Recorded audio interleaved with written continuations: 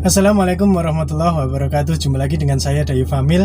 Di video kali ini saya akan ajak Anda untuk kita belajar bersama dengan salah satu mentor yang sudah cukup dikenal, yaitu Mas Arli Kurnia. Jadi ceritanya Mas Arli Kurnia ini membuat satu program yang di dalamnya melibatkan saya, yang bertujuan untuk membantu teman-teman yang punya masalah khususnya dalam hal hutang. Jadi mungkin bagi teman-teman yang mempunyai permasalahan hutang bisa belajar dari video ini. Semoga video ini bermanfaat untuk Anda.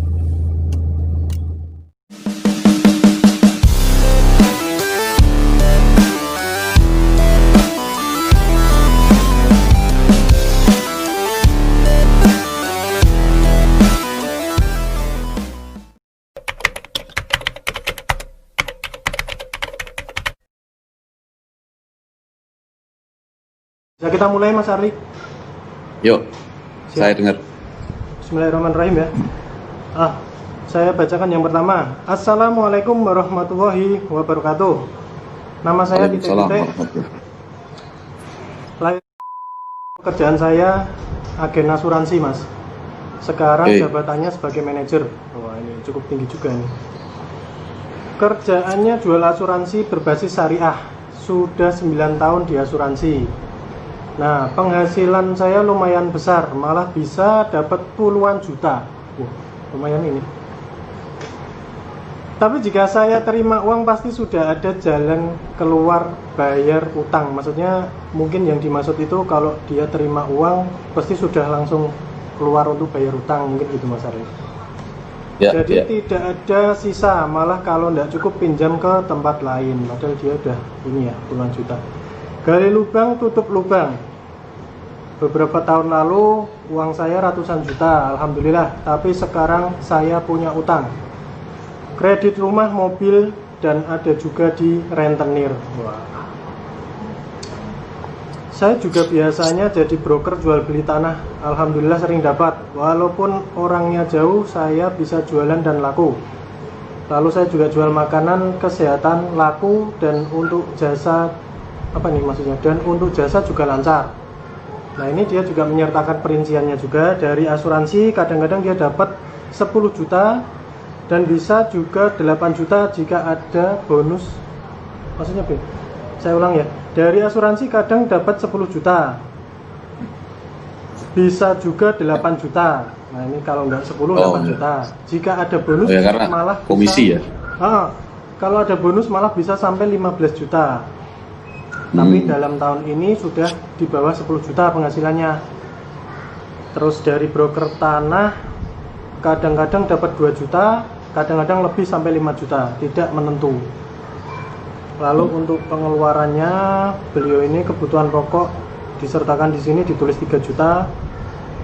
KPR 2.250.000 per bulan, masih ada 7 tahun.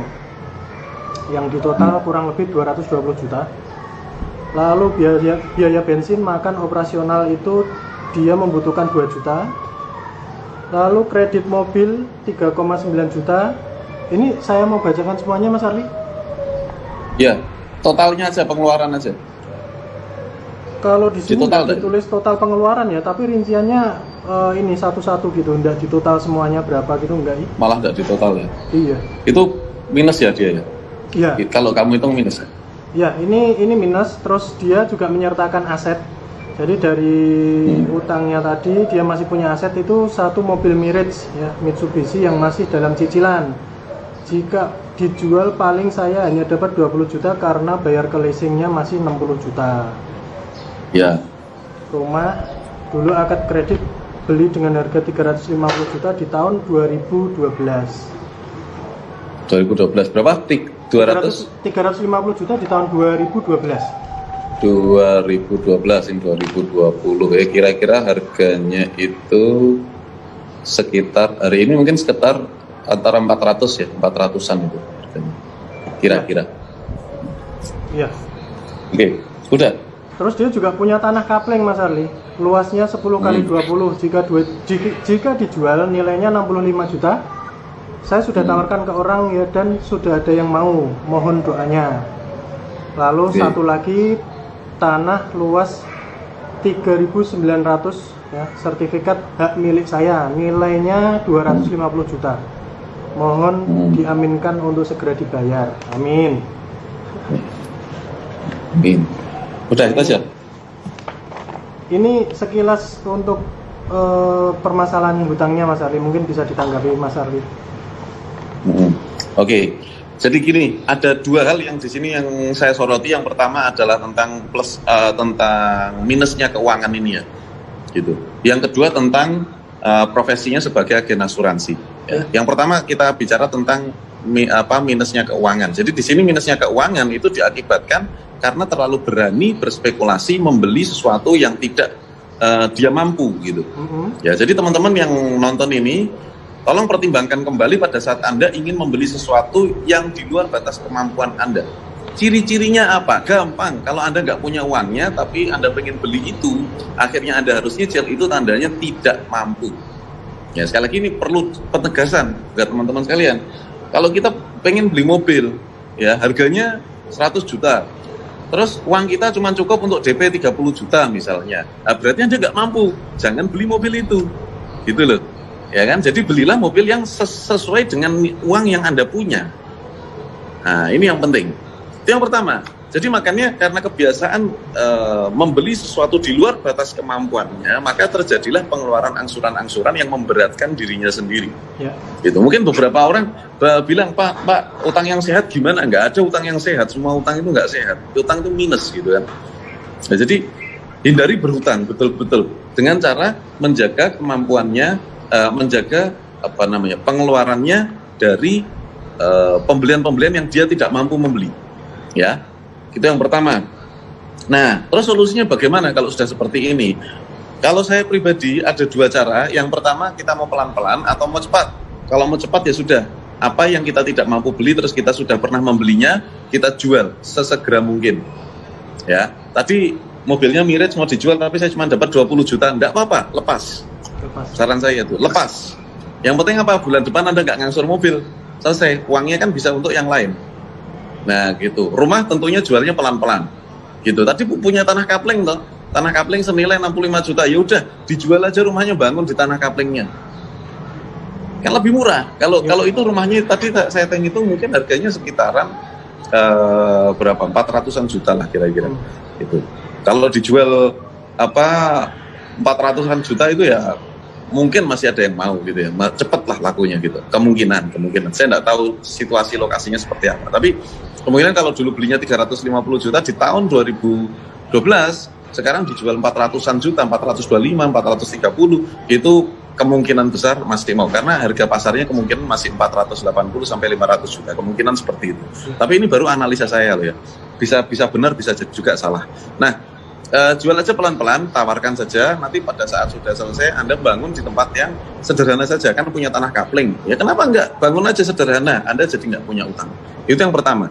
Dengan cara seperti itu, saya rasa minus-minusnya tadi sudah banyak berkurang, ya kan? Ya. Nah, berikutnya saya menyoroti tentang profesi sebagai agen asuransi. Tadi dikatakan asuransi syariah. Gitu. Di dalam ilmu syariah itu tidak ada asuransi. Ya, tidak ada sistem asuransi karena banyak dipleset-plesetkan gitu ya. Nah, Mas, MUI aja menyetujui dan lain sebagainya gitu ya, segala macam. Tetapi pada prakteknya tidak seperti itu. Ya, dikatakan asuransi itu adalah gotong royong dan sebagainya. Itu bukan gotong royong, karena gotong royong itu tidak meminta imbalan gitu. Asuransi dikatakan gotong royong, bukan. Gotong royong itu orang kampung kerja bakti saling memberi. Gitu ya, saling memberi. Pada saat ada yang sakit, iuran, ada yang 10.000-10.000-an, ada yang 1.000-1.000, ada yang 5.000, tergantung kampungnya di mana, kan gitu ya. Bukan nominalnya, tapi yang penting adalah semangat gotong royongnya ini. Jangan diplesetkan bahwa gotong royong, asuransi itu bukan gotong royong. Asuransi itu company make profit gitu ya. Asuransi itu adalah company yang making profit. So tidak bisa dikatakan ini sebagai gotong royong, apalagi syariah gitu. Zaman dulu tidak pernah dicetuskan syariah itu sejak zamannya di dalam 4 mazhab imam itu dan zaman Rasulullah sama sahabat itu nggak ada asuransi. Nah, pada istilah, jadi jangan latah terus dikatakan syariah gitu. Itu buatan orang zaman sekarang aja terus dibilang asuransi syariah seperti itu. Jadi asuransi saja itu apa namanya, itu yang menciptakan saja zaman Raja Babilonia. Jadi itu bukan syariah, ya, tidak bisa disyariahkan, ya. Adapun bagaimana sistem transaksi dan lain sebagainya, ya itu apa namanya, yaitu buatan kita saja sekarang. So ada kemungkinan pada saat Anda mendapatkan rezeki dari situ, ya terus pengeluarannya jadi enggak ini terkait sama keberkahan sih menurut saya. Menurut saya bisa jadi saya salah gitu, tapi lebih baik hindari aja, cari yang lain aja, gitu, penghasilan yang lain. Belum tentu Anda dapat puluhan juta terus cukup, faktanya nggak cukup, kan gitu. Yeah. Padahal banyak orang yang tidak penghasilan puluhan juta, tetapi cukup bisa nabung. Betul ya? Betul. Mas Dayu sama teman-teman kantor kan tahu toh, kan tidak puluhan juta juga penghasilannya kan teman-teman kantor kan. Ya, tapi kan keberkahannya sangat terasa gitu. Jadi beda antara banyak dengan berkah itu, ya kita milih berkah gitu. Banyak belum tentu berkah. Karena apa? Ciri-cirinya adalah nanti kurang terus gitu, nggak cukup gitu. Mau dapat 1 miliar pun kalau nggak berkah nggak cukup juga gitu. Kan seperti itu. Jadi saya tidak mau menghakimi satu sama yang lain. Yang paling penting adalah coba dikaji lagi lebih dalam lagi ya tentang bagaimana asuransi tersebut. Kalau saran saya sih mulai melirik peluang yang lain dan mencoba sesuatu yang lain, tidak harus menghasilkan puluhan juta, tetapi kita kejar keberkahannya. Ya semoga bisa bermanfaat Mas Dayu. Siap, baik. Terima kasih Mas Arli untuk penjelasannya. Ya, ini semoga bisa memberikan manfaat untuk Ibu Titik-Titik ya. Jadi yang sudah mengirimkan konsultasinya sudah dijawab juga langsung oleh Mas Arli Kurnia, dan semoga ini menjadi satu solusi untuk Anda keluar dari permasalahan hutang dan pekerjaan Anda.